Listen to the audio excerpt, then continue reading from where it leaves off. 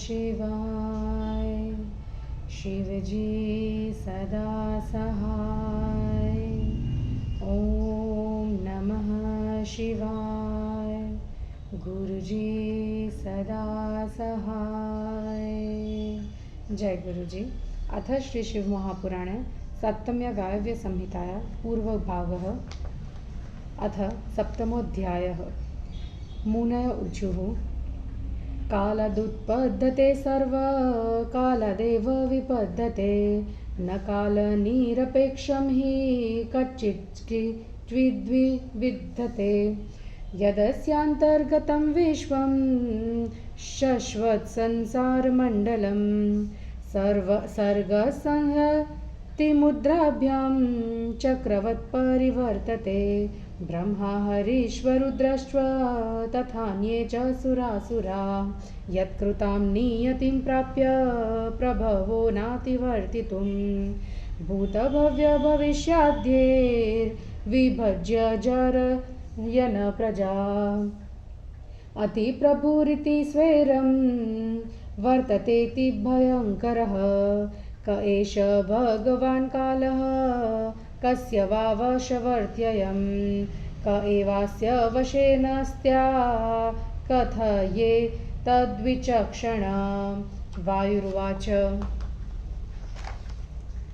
कलाकाष्ठनिमेषादि कला कलितविग्रहं कालात्मेति समाख्यातं तेजो माहेश्वरं परं यदलङ्घयमशेषस्य स्थावरस्य चरस्य च नियोगरूपमीशस्य बलं विश्वनियामकं तस्यां शांशमयी शक्ति कालात्मनि महात्मनि ततो निष्क्रम्य सत्कान्ता विसृष्टाङ्गेनि नेरिवायसि तस्मात् कालवशे विश्वं न स विश्ववशे स्थितः शिवस्य तु वशे कालो न कालस्य वशे शिवः यतो प्रतिहितं शार्व तेजः काले प्रतिष्ठितं महति तेन कालस्य मया दाहि दुरत्यया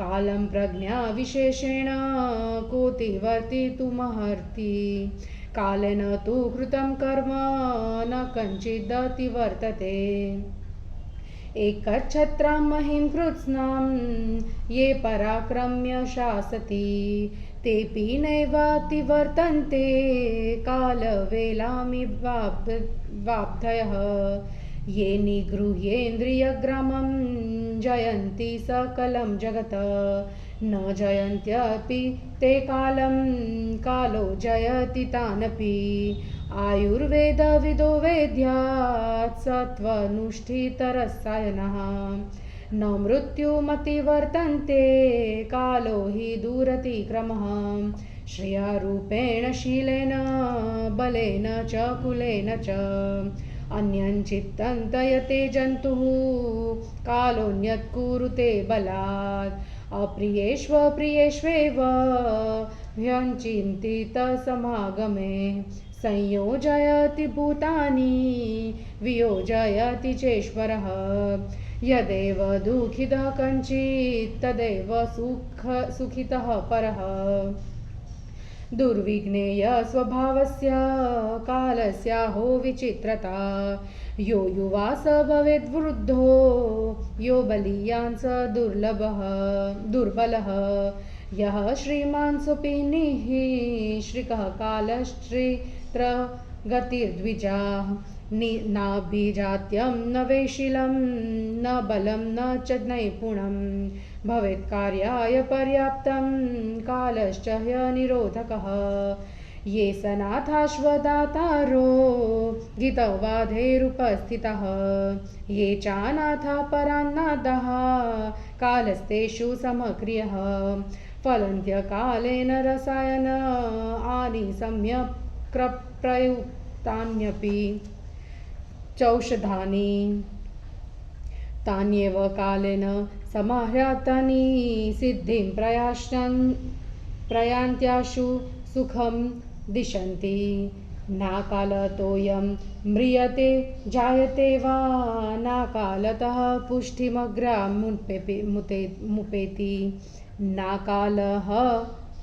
नाकालतः सुखितं दुःखितं वा नाकालिकं वस्तु समस्ति किंचित् कालेन शीतः प्रतिवाति वातः कालेन वृष्टिर्जलदानुपेति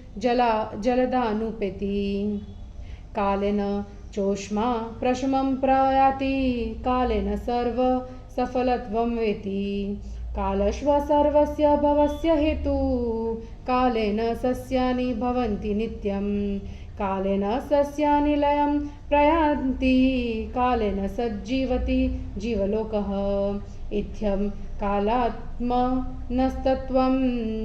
यो विजानाति तत्त्वतः कालात्मानमतिक्रम्य कालातीतं स पश्यति न यस्य कालो न च बन्धमुक्ति न यः पुमान्न प्रकृतिर्न विश्वम् विचित्ररूपाय शिवाय तस्मै नमः परस्मै परमेश्वराय इति श्री शिवमहापुराणे सप्तम्यां वायव्यसंहितायां पूर्वभागे कालमहिमवर्णनं नाम सप्तमोऽध्यायः। हिंदी अनुवाद। मुनियों ने कहा, समय पर सभी वस्तुएं उत्पन्न होती है और समय पर ही नष्ट होती है। समय के बिना कहीं कुछ नहीं होता। जब यह संपूर्ण संसार प्रलय काल में इनमें विलीन हो जाता है तब उसकी फिर उत्पत्ति होती है। यह उत्पत्ति विनाश का क्रम चक्र भी की भांति चलता रहता है। ब्रह्मा विष्णु रुद्र तथा और देव दानव कोई भी प्रकृति के नियमों का उल्लंघन नहीं कर सकते। यह काल भूत वर्तमान भविष्यत रूप से प्रजा को जर्जर करता हुआ परम स्वामी की भांति स्वच्छंद तथा भयंकर रूप से व्यवहार करता है। यह भगवान काल कौन है, किसके वश में रहता है, इसके वश में कौन नहीं हो सकता। हे विद्वान, आप कहिए। वायुदेव ने कहा, कला काष्ठा निमेष आदि ये काल के अंग है। यह कालात्मा ही महेश्वर का तेज कहा गया है, जिसका स्थावर तथा जंगम कोई भी अतिक्रमण नहीं कर सकता। यह ईश्वर का आदेश रूप तथा संसार का रक्षक है। उसकी अंशमयी शक्ति कलात्मा रूप उस महान आत्मा से निकलकर सब जीवों में वैसे प्रवेश कर गई है जैसे लोहे में अग्निकण। इसलिए संपूर्ण जगत काल के वश में है, न कि काल विश्व के वश में है।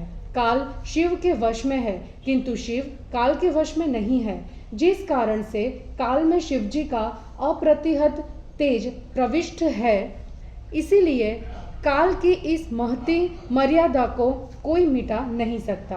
विशेष बुद्धिमानी से भी कोई काल का अतिक्रमण नहीं कर सकता। काल द्वारा किए कर्म को कोई नहीं मिटा सकता। जो अपने पराक्रम से संपूर्ण पृथ्वी पर एक छत्र राज्य करते हैं, वे भी काल की मर्यादा को समुद्र की बेला की भांति नहीं मिटा सकते। जो इंद्रिय समूह पर विजय पाकर संपूर्ण संसार को जीत लेते हैं, वे भी काल को जीत नहीं सकते। काल उनको जीत लेता है।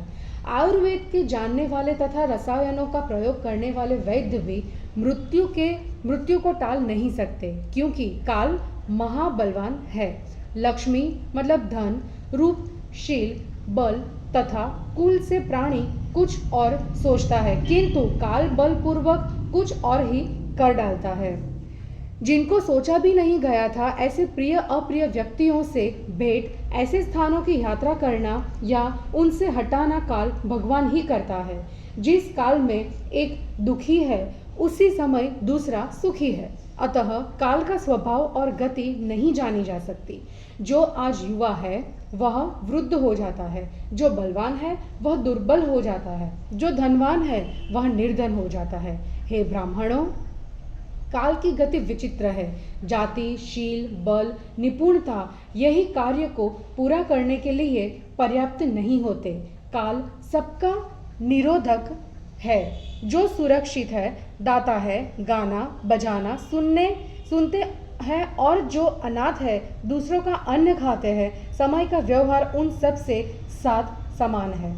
उचित प्रकार से दी गई रसायन औषध भी असमय में फल नहीं देते। वे ही समय पर दिए जाने पर सुख और सफलता प्रदान करते हैं। बिना काल के आए कोई मरता तथा पैदा नहीं होता और न कोई पुष्ट होता है।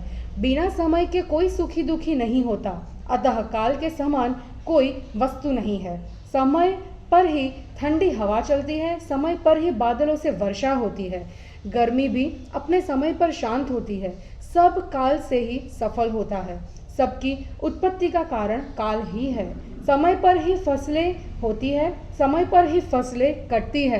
प्राणी भी अपने समय तक जीवित रहते हैं। जो इस प्रकार कलात्मा के तत्व को ठीक से जानता है, वह कलात्मा का अतिक्रमण करके निर्गुण परमात्मा का दर्शन करता है, जिसका न काल है, न बंधन है, न मुक्ति है, जो न पुरुष है, न प्रकृति है, जो विश्व रूप तथा विचित्र रूप है। उस परमेश्वर शिव को नमस्कार है। इस प्रकार श्री शिव महापुराण में काल महिमा वर्णन नामक 7वां अध्याय समाप्त हुआ। जय गुरु जी।